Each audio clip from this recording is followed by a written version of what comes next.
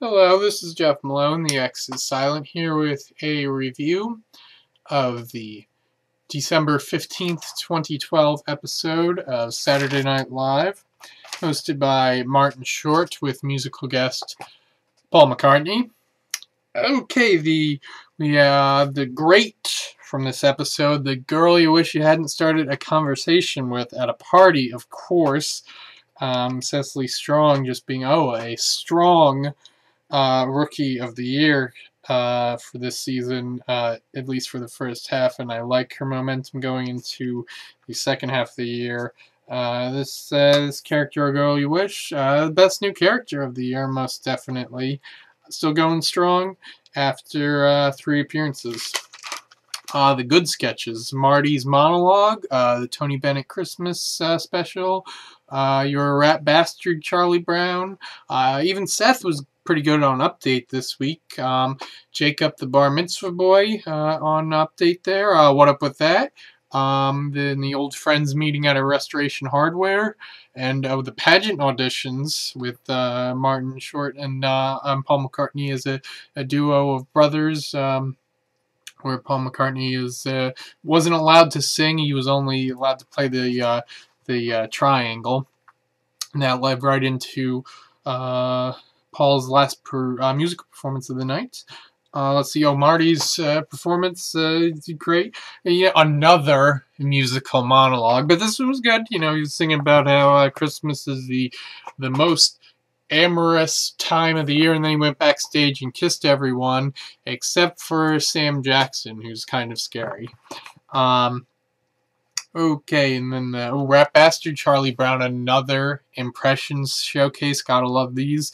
We saw Marty Short do his Larry David, pretty much right on there.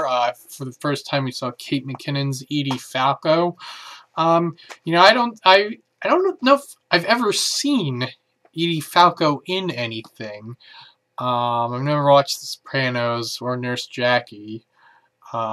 So I'm not all that familiar with Edie Falco, but I'm familiar enough with her, so that impression definitely worked. And Taran Killam as Michael Keaton. Oh boy, jeez, one of those creepy faces he was making looked exactly like Keaton. Okay, Vanessa played the Jacob the Bar Mitzvah Boy. Pretty much had that right down, like a 13-year-old boy. I think that's when you get Bar Mitzvahed. You're trying to tell a few jokes as he tells the story of the Bar Mitzvah, and they're kind of hacky and shticky. But what other jokes would a preteen boy teenage boy be telling? And it was complete inability to go off script when Seth was asking him questions. That worked quite well. Of course, the moment that everyone's been talking about was when Sam Jackson dropped the F-bomb on What Up With That. Anyway, that great moment, something like that had to happen if another What Up With That sketch was going to be meaningful. And I love What Up With That. I'm one of that sketch's biggest fans. But, I gotta agree that it is pretty much the same thing over and over again. In a way that it doesn't make sense that it could continue on being the same thing over and over again. So while it would continue to have funny moments, there'd be that nagging sense, they gotta mix it up. And they did, because Sam just could not allow himself to be cut off without responding in kind. And I got a feeling that so there's been people saying, it was an accidental F. I don't think it was accidental. I think that was planned right from the get-go. I think when he, right afterwards, yelled out, "This is bullshit," I think that may have been improvised.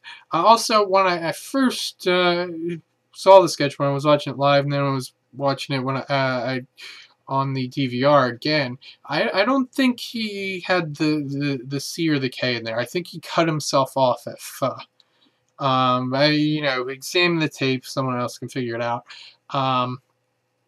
But yeah, I think they just wanted to, SNL wanted to be a little FCC baiting, as it were, because I heard that back 11 years ago, the first episode after 9/11,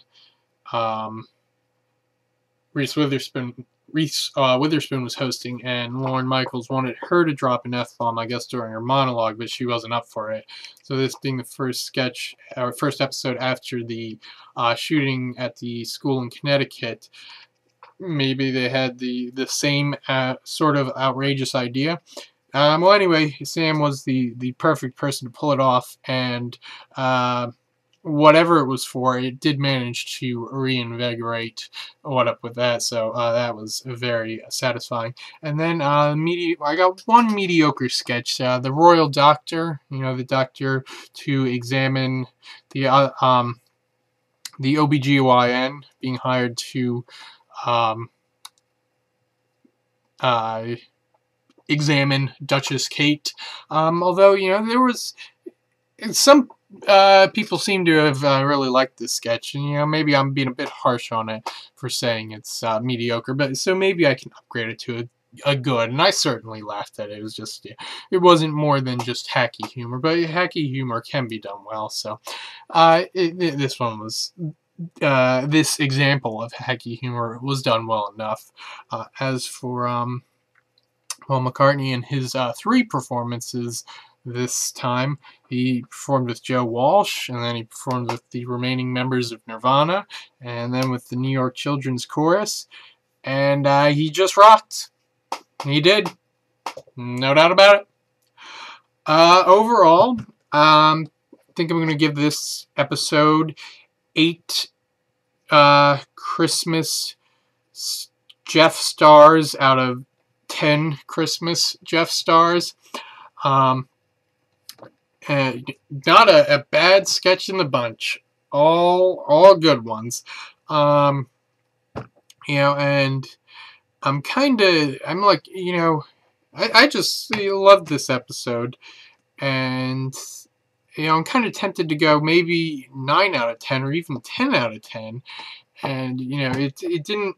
It's not like there was only one sketch that I gave an A- or higher to, so I'll be the first one to say that the overall grade isn't necessarily going to be equal to the average sketch grade, the average of the grades of all the sketches for that episode. It could be higher. It doesn't. Each sketch doesn't have to be perfect for the overall grade to be perfect. But I'll leave it at 8 out of 10 for now. I'll look at it at the end of the year. It's a strong contender, or at least a contender for episode of the year. Definitely has a good chance to be in the top 3 at least. We'll see how the second half of the season goes to know for sure. But yeah, so I was happy the whole time while watching this episode. So we got a month off. Next new episode is January 19th. The host, Jennifer Lawrence, figured that was going to happen sometime in the next few years, if not now. And it is happening sooner rather than later, what with her being the star of one of the biggest current movie franchises out there right now. And musical guest, the Lumineers, and their song from the Bing commercial. And now you know it from radio, if you still listen to the radio. Anyway, I'll see you in a month, and